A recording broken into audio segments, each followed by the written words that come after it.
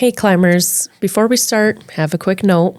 Today's conversation gets heavy, really heavy. We're talking about mental health, hospitalization, and the word that so many families are afraid to say out loud, suicide. If that's something you're walking through right now, please take care of yourself.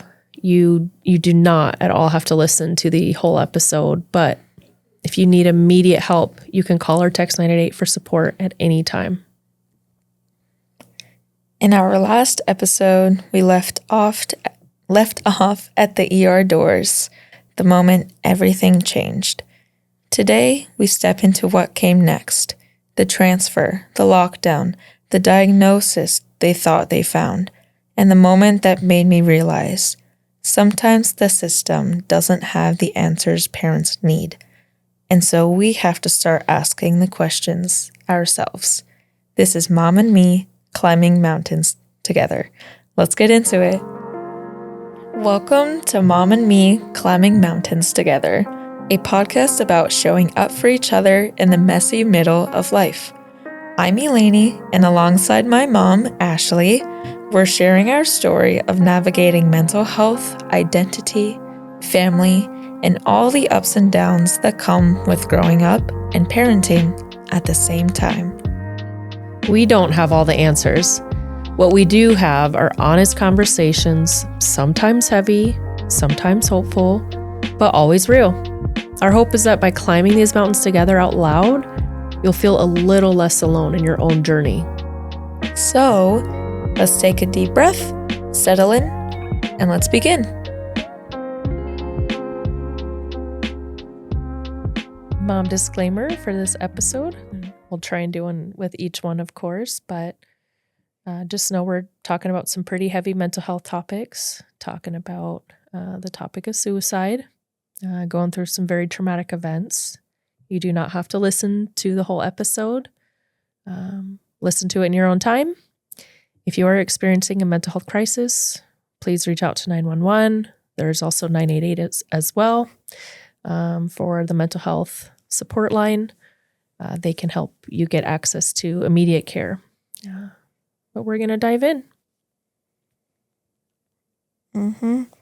So last episode, we kind of ended on the first, not just discharge. What is the word? The transfer to the inpatient facility from the ER, discharge from the ER, yeah. Yeah, so we were talking about the beginning of it, how I was moved to a different section of the hospital, how the scrubs were different, the clothing, things that I was able to access were definitely restricted.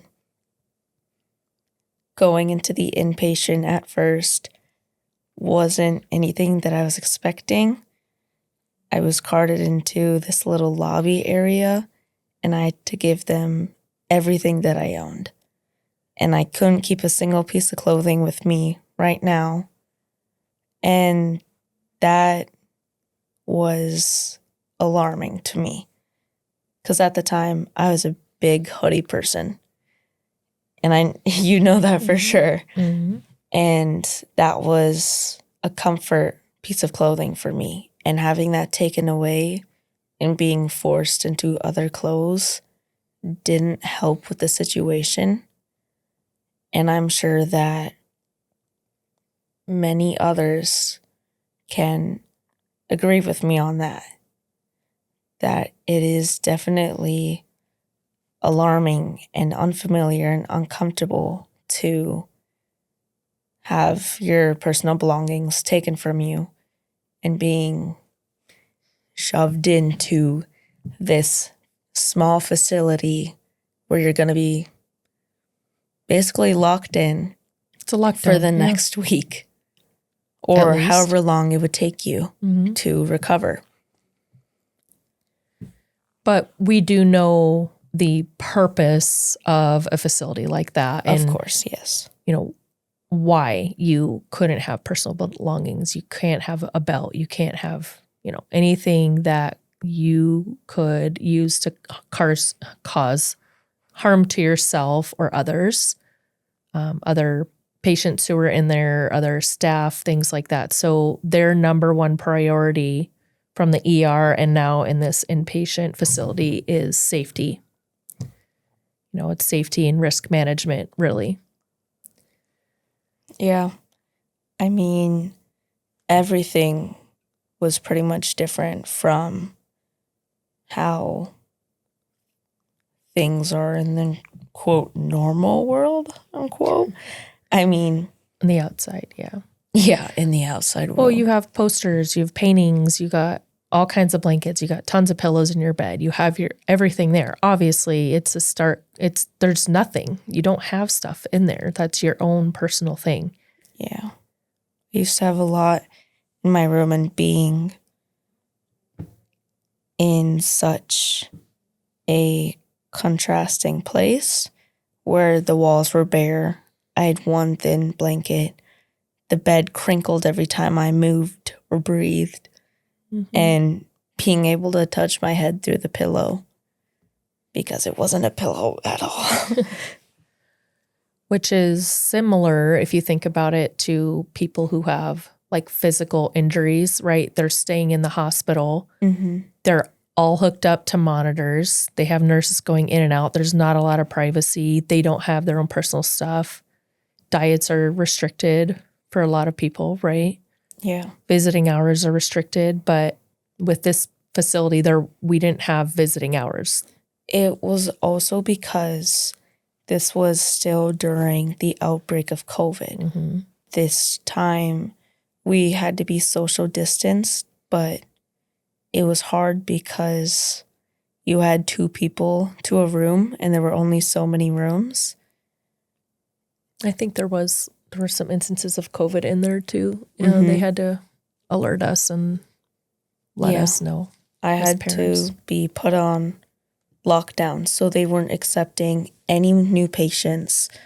And the people that were in there currently, they were getting closer to their discharge time. Mm-hmm. So as the week progressed, there were only a couple of us left. Yeah. So I know we have to be careful with things we're talking about in regards to this inpatient program. We're not going to name names. We can't do any of that. We want to respect that privacy, obviously. There's laws against it, but we won't use doctors' names or anything like that. But you going through this inpatient program was sort of there was a moment in this experience for me that was kind of the catalyst for this podcast.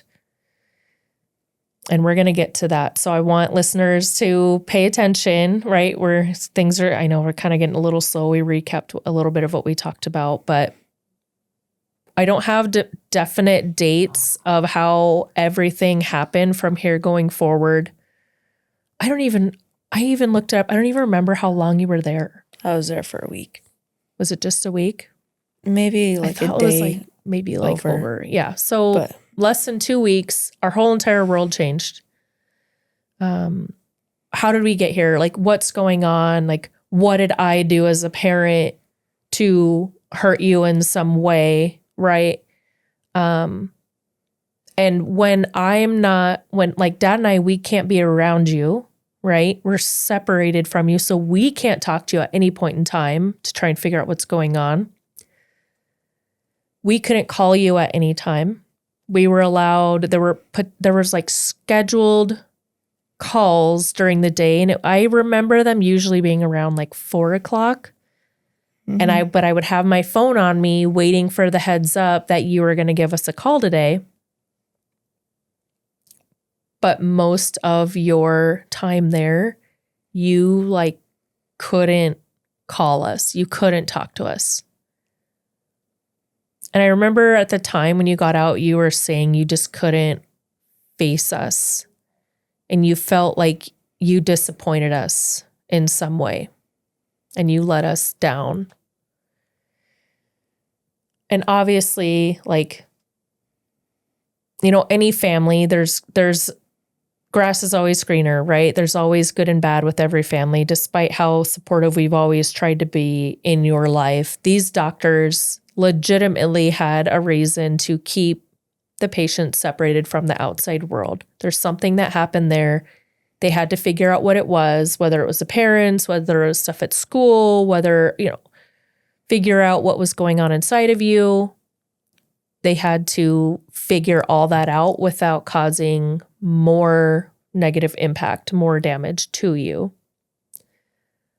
So I remember a conversation with one of the doctors, and they threw out a diagnosis they were considering.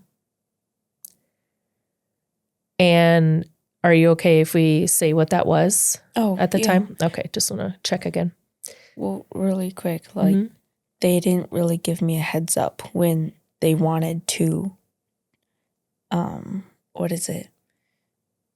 find evidence of this diagnosis. Mm-hmm. They didn't tell me. They just told me that they were taking me to a different place in the hospital. Mm-hmm. And then they explained to me right before I went to go get the MRI to scan my brain. Okay. They didn't tell me anything about the diagnosis, even after the MRI. They said a little bit, but I didn't know until I talked with you and the doctor when we recapped. That's when I found out what they were considering. Interesting.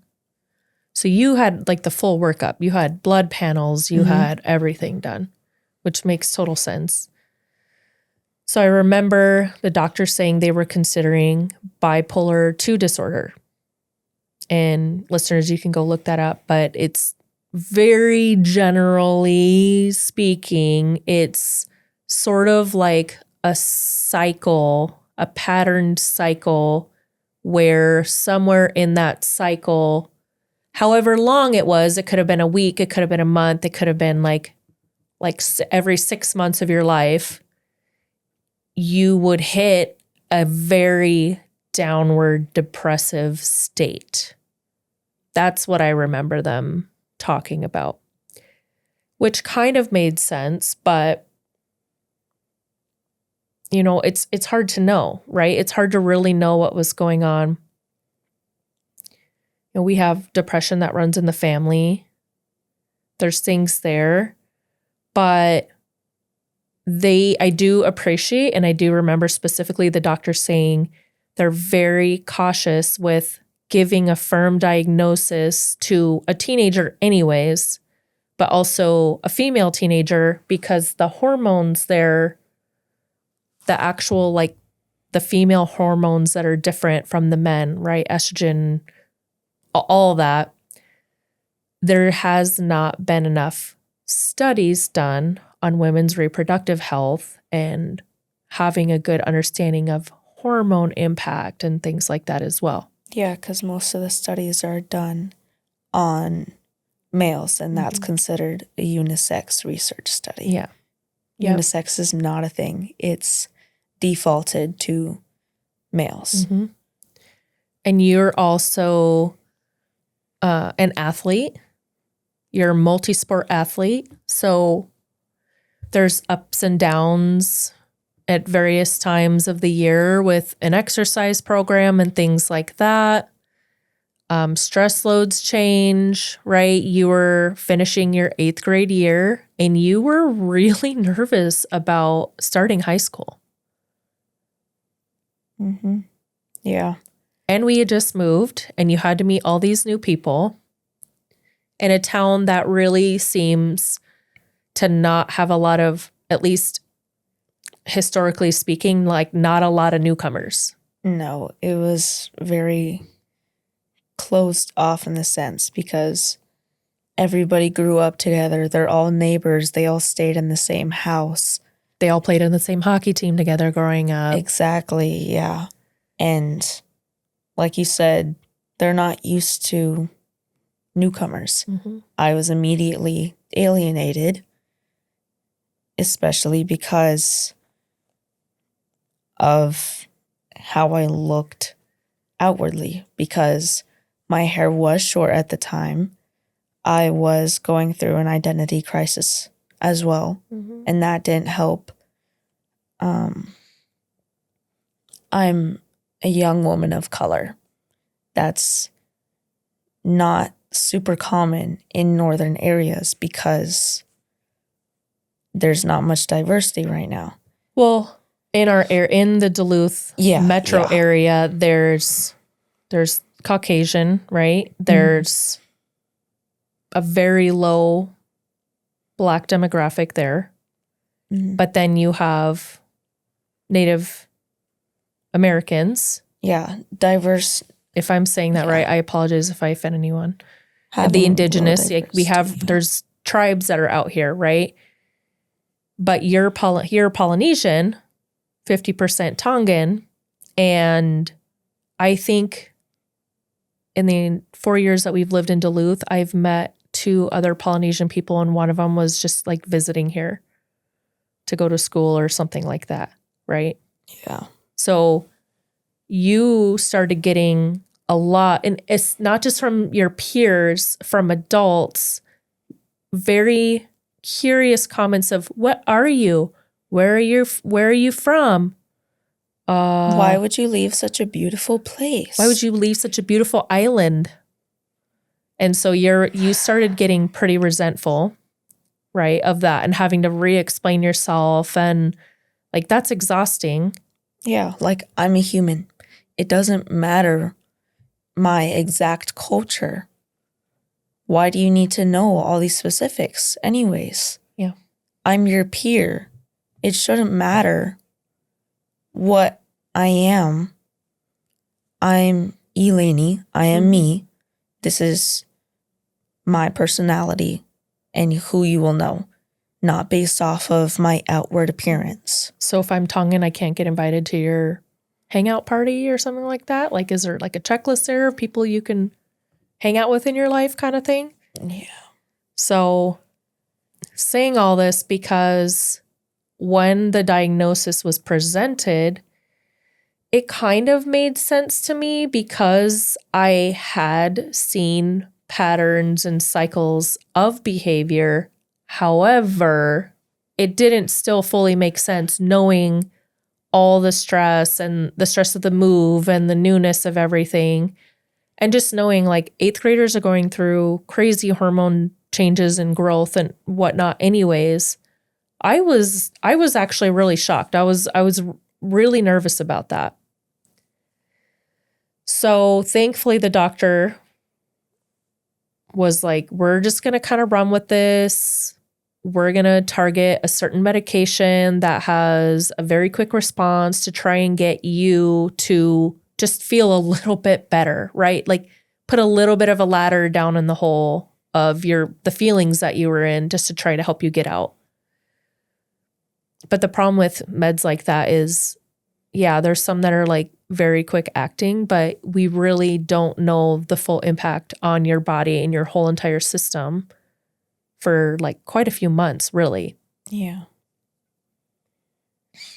So whatever they put you on, whatever was happening in there, from the outside perspective,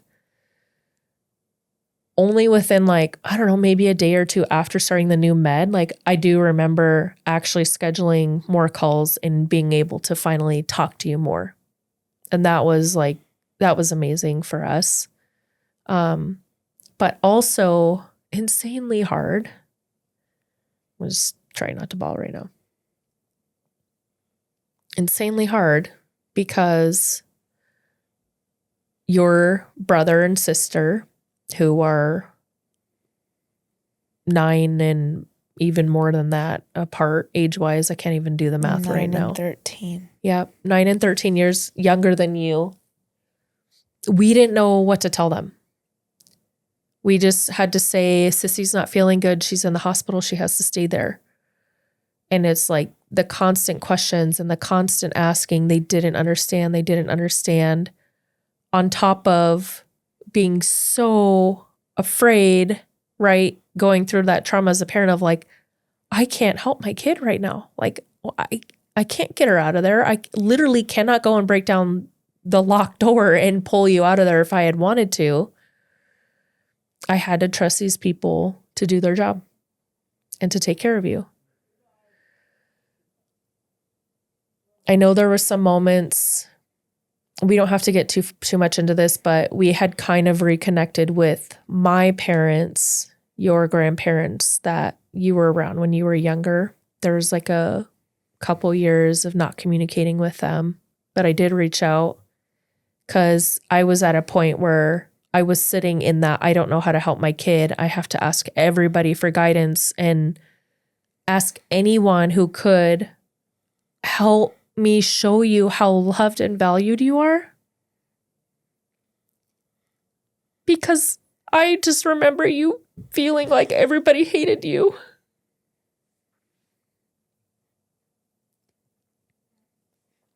And I know it was probably the worst part of it was probably just the hatred towards yourself and feeling so alienated and not being able to connect with people.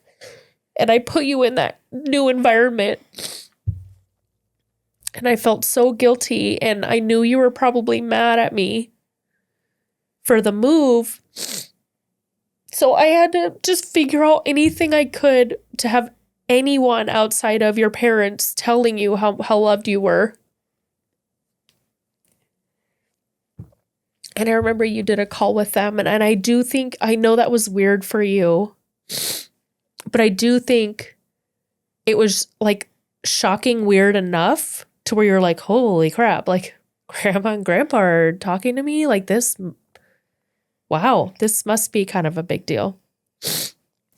And yeah, that was the first time that I ever saw them like emotional and vulnerable. mm-hmm. I saw grandpa, a man who's very strict and more of, ooh, manly man, need to do this and this. I saw him crying for the first time, and that was definitely new. Yeah. And it was kind of eye-opening, but it was still hard, like you said, because there was a lot of a mental block for me when it came to things like that. So it was hard to accept how they were feeling regarding me. Yeah. Well, it's like, oh, now you want to come around, right? Yeah, but that's a different conversation. Yeah. But a part of it. So, but we'll continue still through this. I also I just started telling like all my friends that I have, which I don't have like a whole ton of friends, but like the friends I have are like family for me. And I just started reaching out to people. I'm like, if you can email or send me a text, this is what's going on with Eleni. I need to be able to at some point show her how much she's valued in all of your lives as well. And we got a ton of letters. We got emails. I got some messages on Facebook Messenger that I obviously couldn't give you while you were in there. Yeah. But I collected that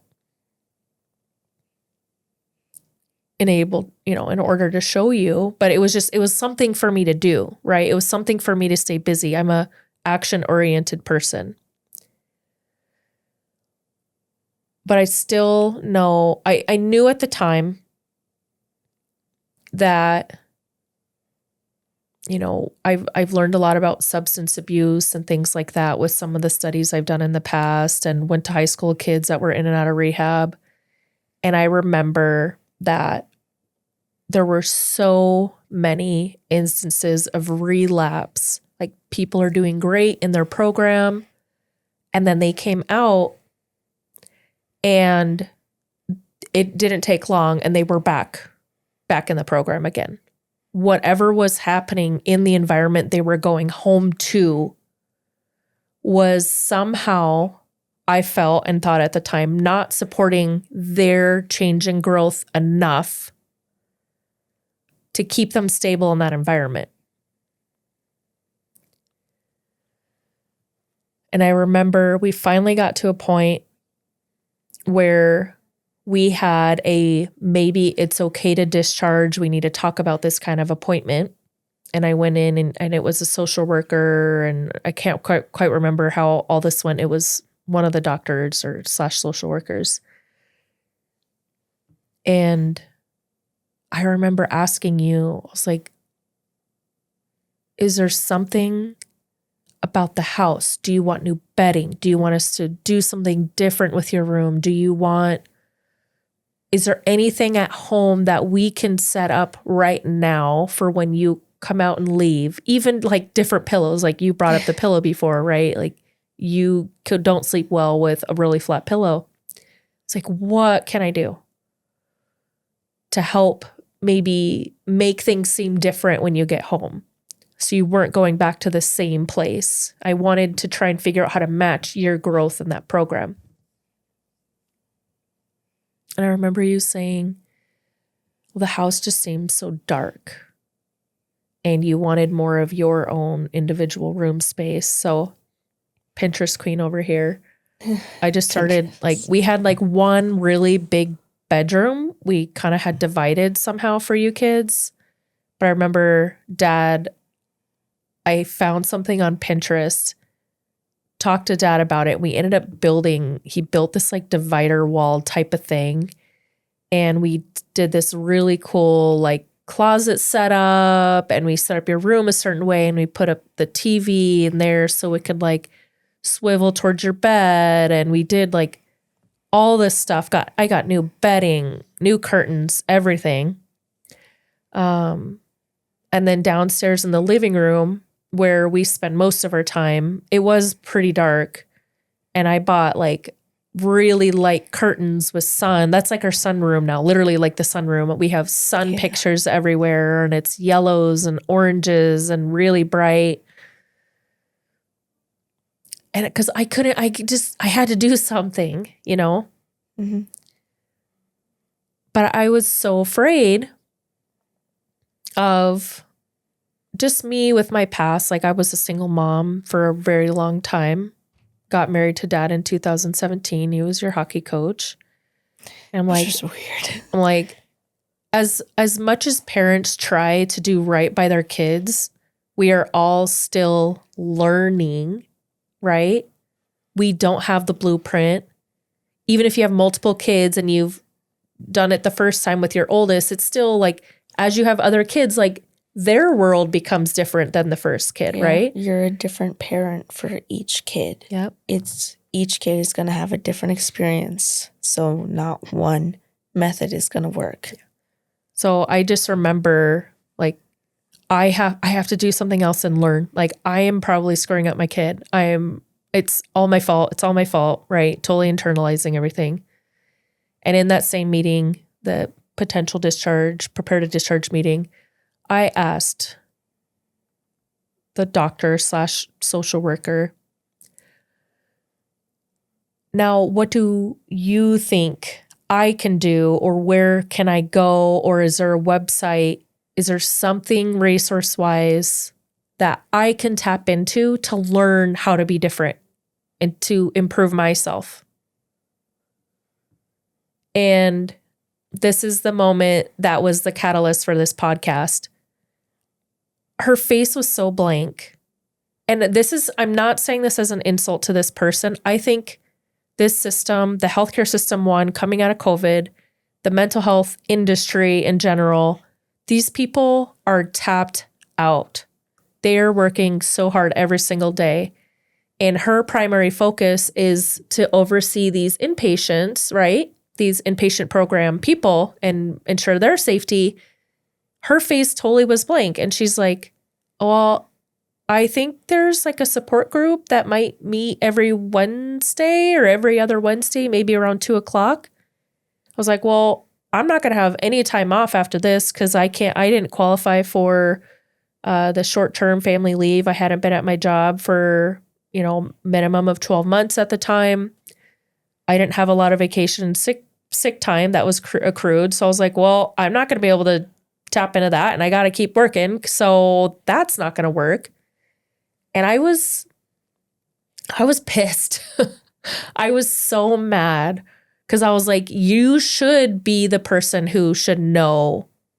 Why would you not offer something to whoever is supporting the outside environment of your patient? I think it's also hard too because in that environment, a lot of parents aren't really in your same mindset. Yeah. Like they aren't as accommodating, they aren't as action oriented. And if they are, it's not for the right reasons. A lot of things were surrounded and caused by the parents, by a common number of people. And so I don't think they were used to the parents actually wanting to be involved because usually they would just dump their kids off there and be like, take care of them, figure it out. I don't want them there. So for them to have a parent ask them this, it's kind of like, oh, we're set on the spot. What do we do right now? Because we don't know what to do in this situation right now. I do remember there's a couple people I spoke with who were not well versed in mental health at all, right? Fully in the bad stigmas of it. And they were like, well, what the hell does she have to be so depressed about? She has a good life. And I remember, I remember thinking it. I don't remember if I told them. But it's like, yeah, I agree with that at face value. However, she's an 8th grade kid trying to find her own identity. We've had all sorts of family changes throughout the years. We've moved cross country 2 times in less than 2 years. Like, this kid is going through a lot, not to mention she's feeling alienated everywhere we move because she's so different and no one at that time had apparently seen a Polynesian person in their town before. What are you? What are you? And COVID was crazy for you kids, all the kids, all the parents, for everyone. Yeah. And I was just like, what? Like, there's rich families with no want for anything that have mental health issues, with kids with mental health issues. It doesn't matter, rich, poor, supportive family or not. Everyone has their own things they have to deal with inside and out. Physical health is just as important as mental health. But there are so many stigmas surrounding mental health that you can't go seek help unless you're actually crazy. And that's not true. No. And a big thing of that is that oh no, I lost what I was trying to figure out. Oh no.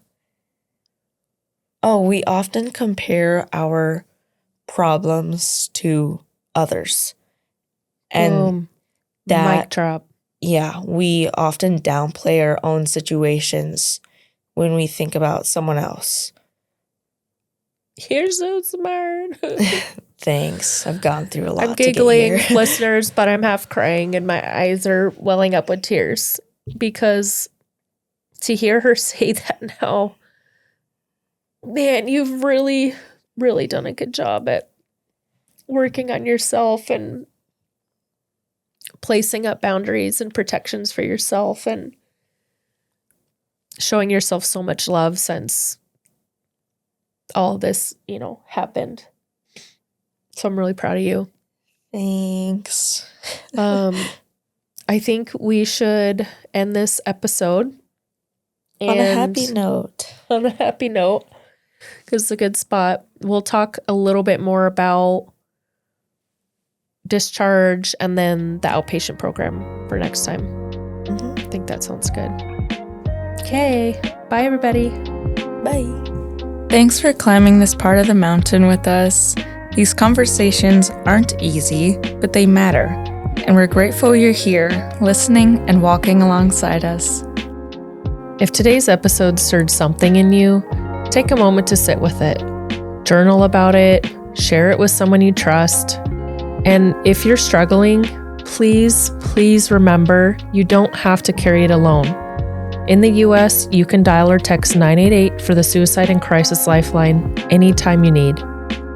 Thank you to the Anne Bancroft Foundation for fulfilling dreams with their grants to girls like me, to my incredible mentor, Jeba Edmonds, for the never-ending encouragement and kindness along the way, and to Asher Carlson, owner of the Duluth Creative Co., who helped bring our vision to life.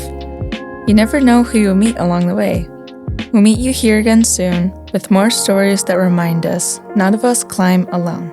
Until then, hold on to hope, take the next step, and keep climbing.